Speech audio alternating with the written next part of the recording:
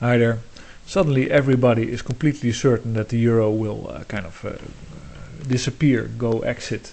Jim Rogers is one of the latest that I read that said that the euro will dissolve. Well, so what if it does?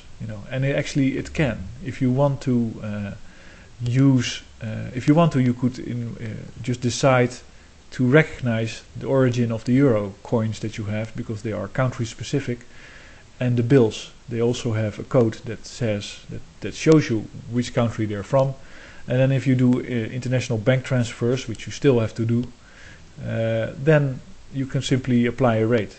And so from one day to the next, you could separate all the eurozone countries into monetary sovereign countries, and then of course you have to all give them the right to print as much money as they want, or think is wise. And it's just a matter of a decision. So yes, the euro can dissolve. I don't really see what the problem is there, though. I don't see why you would want to be a reserve currency. That's only that's the American false trophy that they're fighting for, to remain the reserve currency, to make sure that they can buy the oil with dollars that they print. But they're so stupid that they think that that's worth something, and of course it's not, because the oil is running out. And they're just depleting it as fast as possible with their consumer economy. And if it runs out, then what you're going to do with your dollar? You have to be self-sufficient. You have to be able to sustain yourself. You have to be able to be autonomous. And the funny thing is that being a reserve currency really is not a benefit. It's only a benefit when you can go outside your own country and spend your euro as if it's a local currency. Like you can spend dollars in Africa, and of course you can buy lots of stuff in Africa with that dollars, and those dollars you hope they never come back. It's very hard to get money out of African countries, by the way. But so I don't think there's a big problem.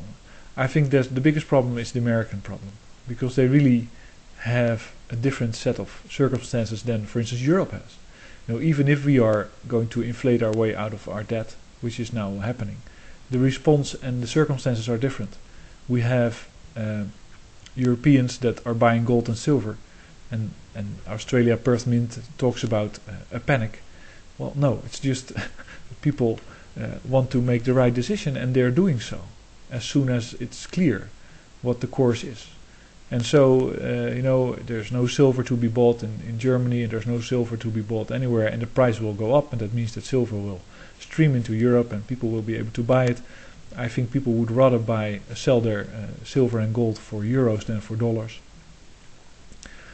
And that means that all the money that is not in circulation, all the savings will be protected, or most of them. And if people don't buy gold and silver, they'll move on to something else. Also, Europe is a set of countries, and we all know each other. We already have had our differences. Like England hates France, and France hates England, and Dutch hate the Germans for the Second World War, or some of them still do. We think the Belgians are stupid, and we think the Italians are corrupt. But that has been going on for hundreds of years. All these divisions and differences. So we're used to each other, and we're functioning even though we have those differences. And there's not really a possibility for somebody to come in and make a big riot. The only riot that we could have was one of Muslim religion or fanaticism or something like that. But I don't think that chance is very high that will happen. While if you look at the US, you can simply stir up a fight between the Mexicans in the US and the Mexicans in Mexico. And if I was a drug cartel owner with lots of money, then I would try to do that. Because then the border zone becomes very permanent, and I can just ship my stuff in. And that means that there will be a real war on the southern border of the US pretty soon, because the weaker the US gets, the easier people will go. It's like those fish in I saw this movie about a very unlucky octopus swimming around on the floor of the ocean, and there were these fish trying to eat him, and there were very many of them, and he made a big mistake. He swam up to the surface of the water, where he could be surrounded on all sides, three-dimensionally, like a big ball of fish trying to eat him, and he ended up, pretty much, I think that's the worst case scenario you can experience as a living animal. It's really a sad story, because the only thing that was really left was his head, and he couldn't move anymore. That kind of makes you think. You should check it out. I'll put the link next to it, next to this video to it. And all this stuff about monetary unions and reserve currencies is about the battle of the banks. Is about the battle in the arena between bank entities, and all these analysis on PIMCO and Zero Hedge. They're all about one thing, and that is there's this franchise that the banks have that is a ridiculous privilege, and they want to keep on exploiting it, and so they're in a big fight with each other about how to make sure that they can. And so we inflate the euro and we inflate the US, and all currencies are inflated, and the central banks are kept, and the banks are merging, and the off-balance sheet items go on the balance sheet, and the shadow banking system becomes regulated. All that stuff is all only meant and intended to maintain the crazy privilege that they have.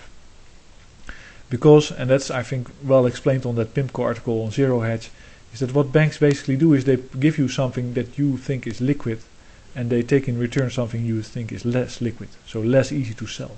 And so you feel a little bit more secure with that liquid asset, because you can always trade it for something that you might suddenly need. And so the liquid asset is the fiat currency, and the non-liquid is, for instance, your house or some other asset that they take as a collateral.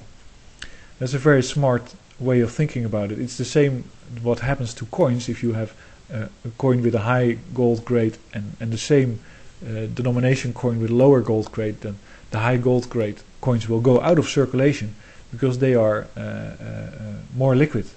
The people that notice that, they try to get a hands on them, and the rest they keep in circulation. It's the same as when you but it leads to ridiculous results if you only take that aspect of liquidity. So, for instance, if you have a baseball bat with Bieber on it, you can, I think, probably trade it for a mobile phone at the moment. But the baseball hat, of course, is completely worthless. And the mobile phone is a computing device, and it can communicate, and it has a radio in it, it has a clock in it, it has a camera in it.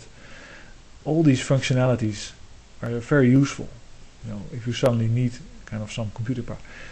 But people perceive the baseball hat as being more liquid. More people want that baseball hat than maybe it's an old mobile phone. So that's how you get your hands on valuable asset, is by trying to trade them for something that you make people believe is more liquid. And that's an interesting lesson I got from that PIMCO article. But so the Eurozone, in my opinion, it's good. If it whatever happens to it, it doesn't really matter.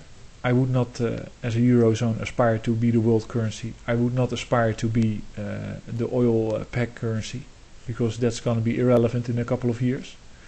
You have to switch to renewables anyway.